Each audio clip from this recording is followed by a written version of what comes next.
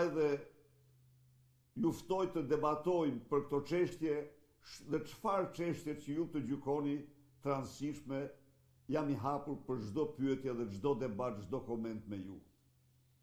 Filloj me Julian Plaku.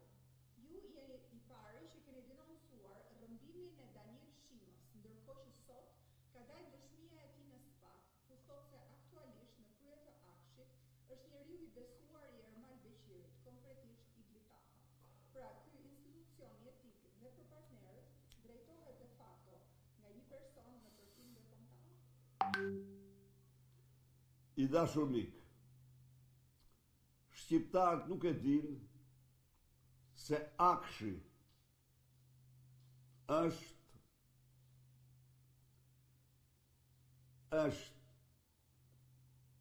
gropa më e zezë dhe institucioni më fitimprurës për Ramën dhe familjen e tij.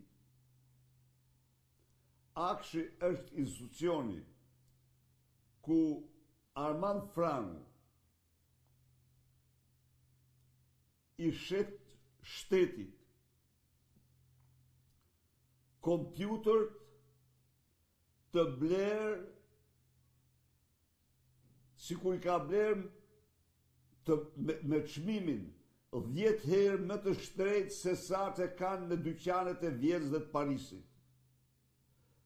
Dhe inteligjencën artificiale me 75 milion euro në një kohë kur Republika e Kinës e ka bërë aplikacion në inteligencë artificiale, botin e vetë inteligencë artificiale me 6 milion euro DeepSeek, ndërsa në Shqipëri nuk e ka nam asnjë shan. Pra, Daniel Shima është ish zëvendëstori i përgjithshëm i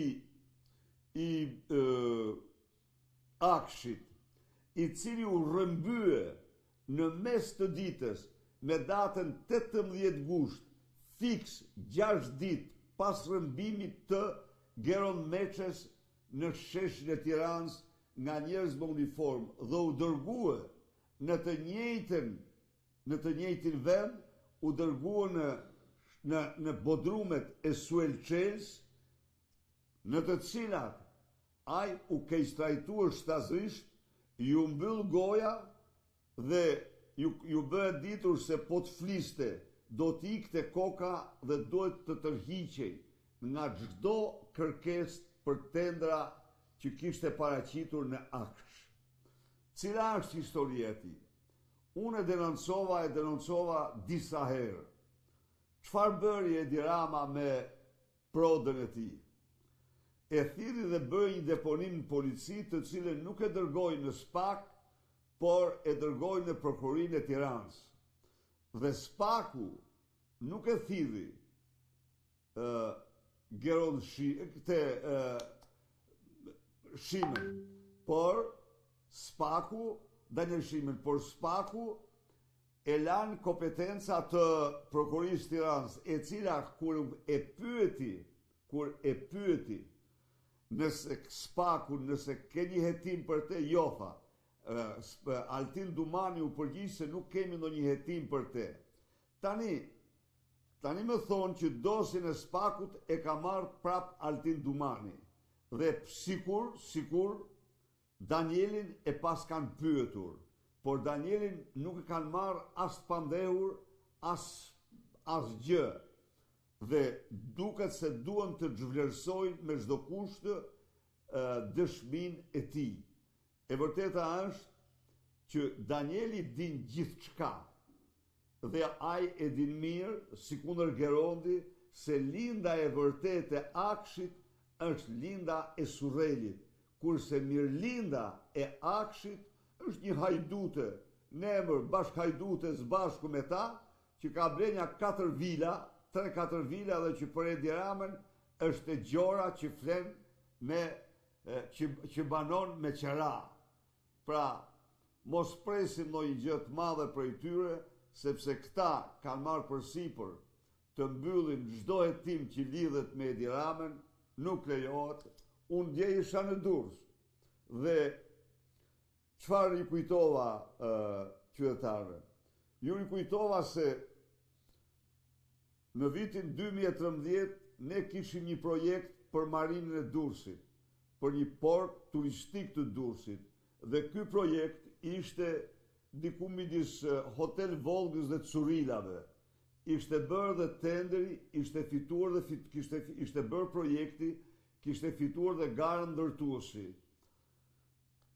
Pasi ikem ne nga pushteti, Edi Rama është e regjistruar, e anullon tendrin, sepse i kërkoi Yllin Roqit t'i thot kompanisë së ndërtimit se i donte të pakten 10 milion euro rishfet. Dhe Yllin Roqi tha jo, unë nuk e marr përsipër t'ja kërkoj këta, se kjo është i shumë që nuk më thot mende me ja than kur. Pra, këto janë të gjitha, i thash këtu, për të pasë ligj për Edi Ramën nuk ka, prokurori për Edi Ramën nuk ka, ndaj për Edi Ramën ka vetëm zemrim qytetar, zemrim qytetar, zemrim qytetar. Familja Blu Demokrate. Përshëndetje e nderuar lideri dhe kryetari i PD-s, Sali Berisha, do të doja një përgjigje nga ju në lidhje me zgjedhjet vendore në Tiranë. A do të jetë kandidati i Partisë Demokratike një figurë politike apo një profil qytetar gjithëpërfshirës? Dhe duke pasur parasysh akuzat e vazhdueshme e me vend për përdorim të mekanizmave kriminale të palishëm nga qeveria e Ramaduros gjatë proceseve zgjedhore, për çfarë garancish konkrete po punoni dhe a mendoni se po punohet mjaftueshëm me bazën për të siguruar një përfaqësim real dhe një proces të ndershëm? Ne do bëjmë gjithçka që të kemi kandidatët më përfaqësues në Tiranë dhe në mbar Shqipërinë i dashur Perpo. Nga ana tjetër, theksoj se rruga e vetme për zgjedhje të lira dhe të ndershme është largimi i Edi Ramës nga pushteti. Edi Rama është armiku më i egër i votës së lirë. Dhe duhet të them se çdo iluzion se Edi Rama pranon zgjedhje të lira dhe të ndershme është një mbështetje e hapur për diktaturën. Ajo që ne arritëm, dhe kjo sigurisht ishte jetike dhe domosdoshme, ne arritëm t'i faktojmë botës, t'i faktojmë komunitet ndërkombëtar, t'i faktojmë institucioneve ndërkombëtare, se në Shqipëri zgjedhjet zhvillohen në kushtet e partisë shtet, se në Shqipëri zgjedhjet përcaktohen nga kartelet e drogës, se Edi Rama nuk ka shtruar administratën në polici politike terroriste elektorale, se zgjedhjet në Shqipëri janë një farsë e mirëfillt elektorale. Kjo tashmë është e qartë para gjithë botës. Por, nëse komuniteti ndërkombëtar e ka realizuar këtë plotësisht, e ka sankcionuar këtë në dokumenta ndërkombëtare më serioze, na takon ne shqiptarëve t'i japim duart këtij kriminali elektoral, këtij armiku tegër të votës dhe lirisë së shqiptarëve. Natyrisht, këtu kemi të bëjmë dhe me një faktor tjetër, shtesë nga ato që përmenda, kemi të bëjmë me censurën e tmerrshme, të cilën kanë tendencë ta mohojnë, me manipulimin e jashtëzakonshëm që mediat e kontrolluar nga qeveria ju bëjnë të vërtetave dhe realitetit. Do t'u jap një shembull, dashur miq. Në muajin gusht qeveritarët ishin të gjithë me pushime dhe natyrisht nuk bënin lajme me lakuriqësinë e tyre në plazhe. Gjatë muajit gusht unë isha në seli duke dënuar çdo ditë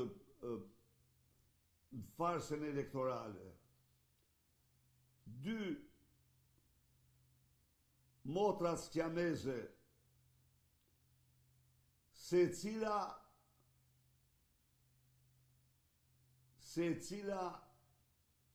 më e ligë se shoqja, s'porçoj gojë me tutje, të amas, bënë raporte se mediat 90% të kohës ja kushtojnë Sali Berishës. U bën famoze për marrështrimet e tyre të turpshme. Po kështu, janë faktuar tashmë se nga zyra e Edi Ramës mediat marrin lista se cilët persona nuk duhet të shkelin në studiot e tyre, se cilët persona duhet të ftohen dhe të diskreditohen në studiot e tyre dhe se cilët persona duhet të ftohen e të lavdrohen në studiot e tyre.